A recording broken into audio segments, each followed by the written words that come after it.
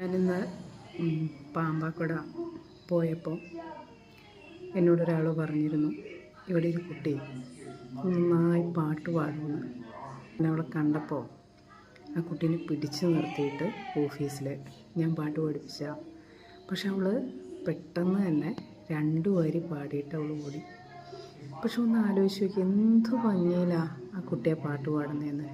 അമ്മയൊന്നുമില്ലാത്തൊരു കുട്ടിയാണ്, അപ്പോൾ നല്ല ഭംഗിയായിട്ട് ആ കുട്ടിയെ പാട്ട് പാടുന്നുണ്ട് കേട്ടോ. ഒന്ന് കേട്ടു നോക്കി.